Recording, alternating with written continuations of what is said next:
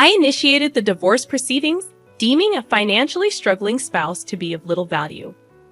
My world was shaken when, during a business trip, my husband abruptly declared not only his intent to divorce, but also his simultaneous marriage to his lover.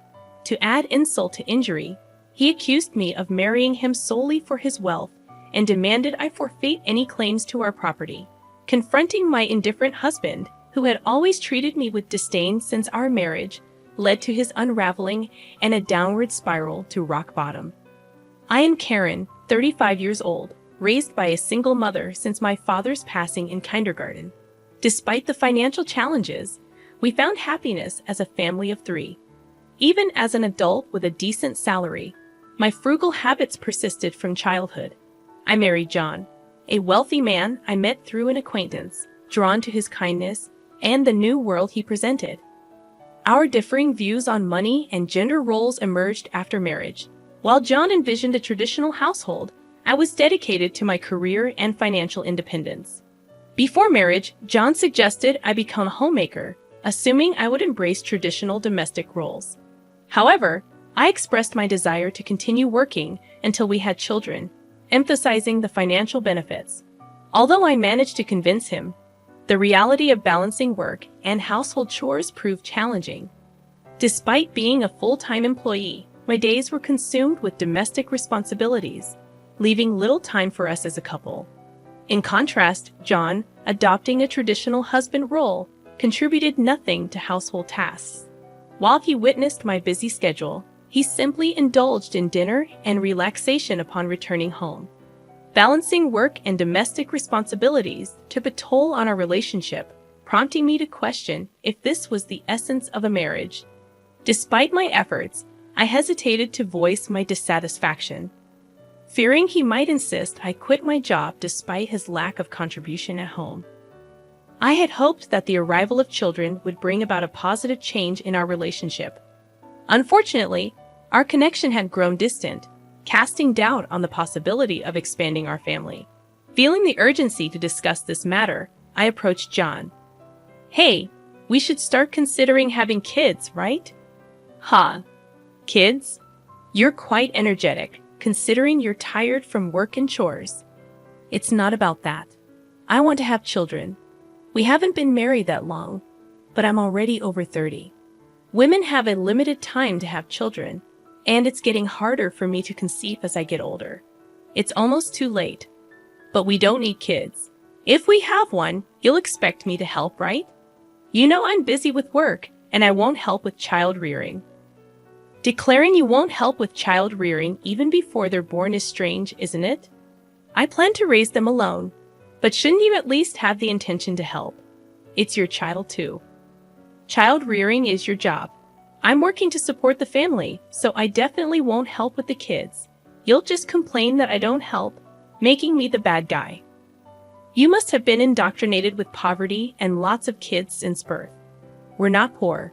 We don't need kids. End of discussion. John abruptly ended the conversation, retreating to his room. Alone in the living room, tears overwhelmed me. My desire for children was not only rejected, but my upbringing was also mocked. Following this incident, our relationship deteriorated rapidly.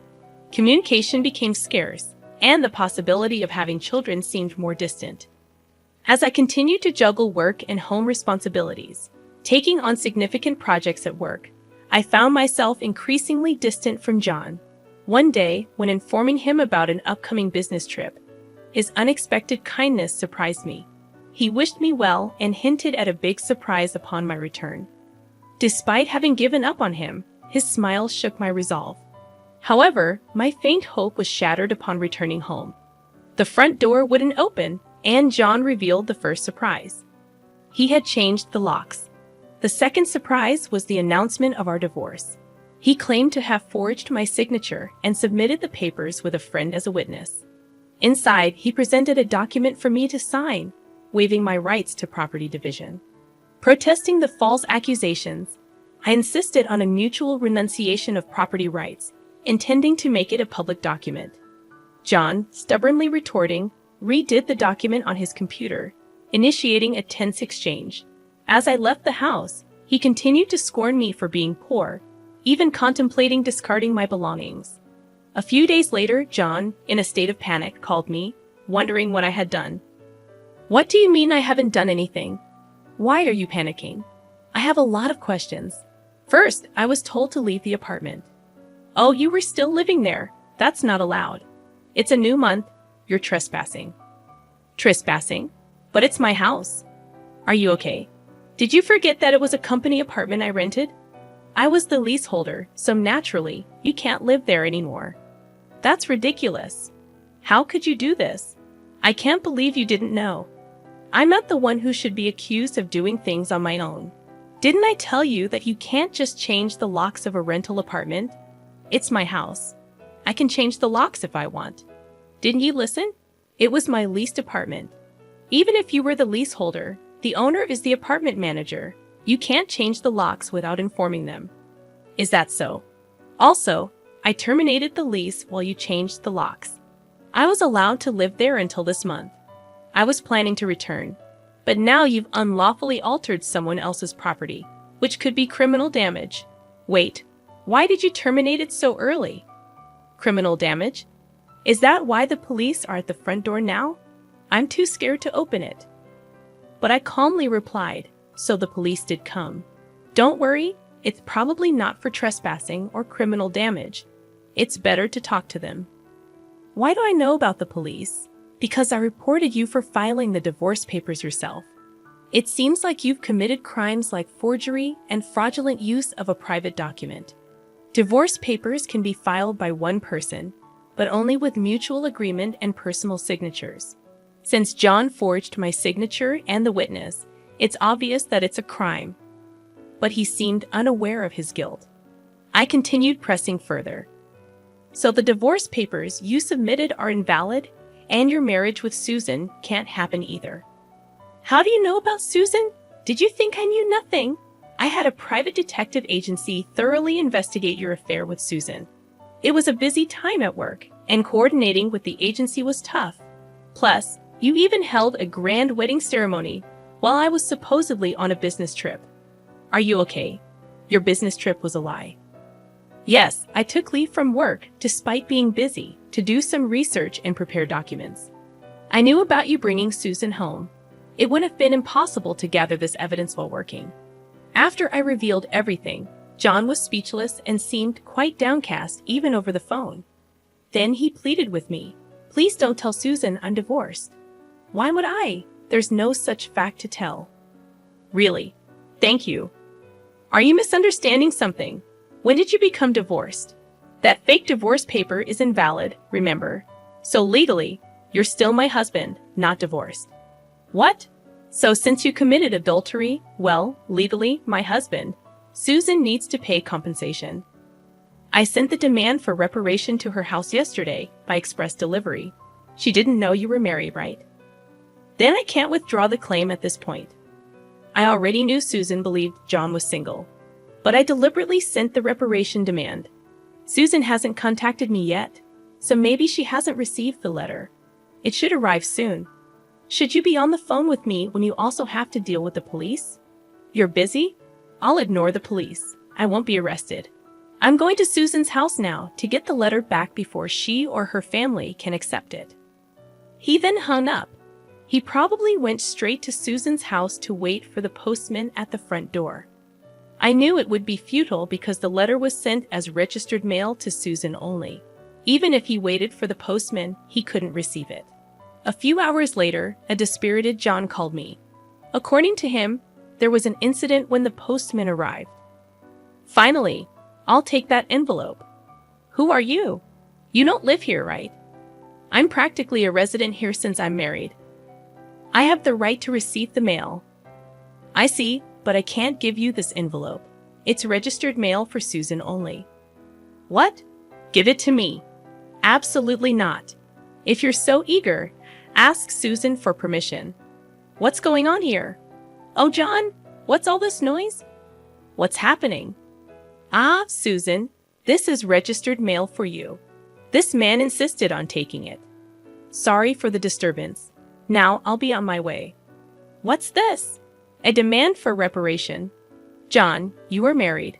What's going on here? Sorry, it's just, she's an ex-wife from a long time ago. I was embarrassed to say I'm divorced.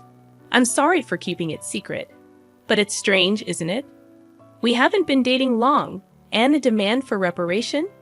If you were divorced before we started dating, there shouldn't be any problem, right? Well, my ex-wife is crazy. Maybe she's demanding reparation out of spite because I got married. That was the excuse he gave, but such a lie was quickly exposed. The envelope included a letter I wrote along with my contact information, so Susan called me directly. In that call, I told her about the affair, the invalid divorce, and that they had a wedding ceremony while he was still married to me. Although they had a wedding ceremony, they hadn't submitted the marriage registration yet. John wanted to submit it on April Fool's Day, so it was still pending. He probably delayed submitting the marriage registration due to uncertainty about whether the divorce was finalized. After being exposed, John fled from Susan's house and shamelessly contacted me again. I still had something to tell him, so we agreed to meet at a nearby cafe. As soon as I arrived, John said, "Karen, please withdraw the reparation claim. Let's pretend we've been separated for a long time and officially divorced now. I can apologize to Susan for being secretly divorced and maybe cover it up. You think I'm desperate to stay married to you. I was going to file for divorce anyway, but since you cheated, you'll pay reparation. Just trying to extort money from me, huh? Typical of the poor. You have such a poor heart. You're talking nonsense. Depending on my answer, everything can change. There's still an option where we don't divorce. If I say no, you can't reject it, meaning you can't marry Susan, and your marital status will be exposed. Fine, I'll pay the reparation. Just divorce me now. Sign here." Then, about property division. Property division? How much more do you want to take from me? Reparation should be enough. Remember, we agreed to waive property division, right? So let's make it official. All right. You're not as bad as I thought. Thank you. We then went to a public notary, made a public document for reparation and property division, and then to the city hall to submit the divorce papers, finalizing our divorce. Relieved, I exchanged final words with John. Glad we don't have to divide property. What are you saying? I'm the one who benefits from that. By the way, do you even have assets after paying me reparation? Susan will also claim damages. She mentioned charging you for the wedding expenses. That's impossible. I'm marrying Susan. She can't claim that. We're divorced now, so there should be no problem. Still living in a fantasy. You committed marriage fraud. You had a wedding while still married. You think Susan still believes you? Marriage fraud? That's ridiculous. Susan will believe me. Believe that if you want. I heard from Susan directly. Also, weren't the guests at your wedding paid actors? You still owe them. You knew about that. I haven't paid them yet. What does it matter to you? You could have just taken property division and been better off. That's what I wanted to tell you. Even if we had divided property, you would have benefited more. What are you talking about, poor woman? Your family is poor, and you only make $15,000 a year, right? Even if you got a raise, it would be barely $20,000. You don't have any property. You keep calling me poor, so I thought you might be mistaken. Yes, my salary is indeed $15,000. But you know I work for a foreign company, right? It seems you have no interest in me. But I became a director of the American branch. It's not $115,000 per year, but per month. $155,000 per month. So that's an annual income of $1.8 million. You're still bad with numbers. How do you manage to keep a job? It's $180,000 a year. $180,000? That can't be true. Of course, I haven't had the chance to spend such an amount, so I've been saving it for the future. The savings from before our marriage aren't part of the property division, but there's still a considerable amount since our marriage. So I could have received half of that in the property division. You are my destiny after all. I'll get the divorce papers corrected. Are you okay? After all the contempt, you think I'd gladly undo the divorce if you have that much money. You don't need to claim reparation, right? It's just a small amount for you. He who laughs at 1 cent will weep for 1 cent. This reparation is for the mental anguish you caused me. I'd like to claim more honestly. And since we've made it official, make sure to pay it even in installments. I'll be penniless. Also, don't go back to that apartment. Your belongings should have been moved to your parents' house by now. You thought I had few belongings, but that was because I had already moved. Most of them were. Were you that indifferent to me? I can't have so little, so I have to go back to my parents' house. They don't know anything yet, do they? Let me explain. Don't say anything. I've already told them everything. It's only right to explain why we're divorcing. Oh, and your father said, don't ever step over our threshold again, so I have nowhere to go. He collapsed, and I left the cafe. Later, I heard he caused trouble at the police station. Despite my advice, he went back to the apartment. He sat there aimlessly in the empty apartment until the manager called the police, and he was taken away. I'm not sure if it was for obstructing public duties, trespassing, or for the falsified divorce papers. Eventually, his parents took responsibility for him. After talking with me and learning about Susan, they decided that apologizing and paying damages to Susan's family came first. They went to Susan's house to apologize, kneeling in front of her family. They settled everything without pressing charges for marriage fraud, even paying for the wedding expenses. I had expected them to sue, so it was disappointing they didn't. So, I decided to pursue legal action against him for forging the divorce papers. John offered a settlement, but I didn't withdraw the lawsuit. I didn't want him to think everything could be solved with money. I wanted him to be convicted and understand the gravity of his actions, even if it cost time and money. I left everything to my lawyer, so it wasn't too burdensome for me. Even though it took time, John, exposed for his actions and the marriage fraud at his company, couldn't stay there anymore. After being detained by the police and subsequently absent without leave, he was eventually fired. He ended up living at his parents' home, working all day at a relative's construction company. His father took all his earnings, leaving him with no income. I thought his parents wouldn't abandon him, but they were stricter than I expected. They paid my reparation and Susan's compensation, planning to make him work like a horse until he repaid everything. He lived in a shed-like place with no electricity, receiving only $5 per day for food, deducted from his salary. They plan to disown and kick him out once he's repaid everything. A harsh fate after years of hard work. I was offered a position at the head office abroad, so I moved overseas after the divorce was finalized. I worried John might come to me for help or harbor resentment, but moving abroad alleviated those concerns. I thought work would be my partner for a while, but soon I found a new relationship. I'm now dating a foreign executive at our head office, and I'm pregnant with plans to marry soon. I told him everything about my past and my ex-husband, and he's understanding. I'll take maternity leave and plan to return to work later, supported by him. He's enthusiastic about taking paternity leave and co-parenting, showing a different cultural perspective. After being tormented by my ex-husband, I finally feel I'm grasping true happiness and confidence in building the happy family I've always dreamed of. Many suffer due to selfish spouses, and while divorce isn't always the right choice, enduring silence isn't a virtue. It's important to know that honest discussions can lead to resolutions, and sometimes divorce is a necessary option.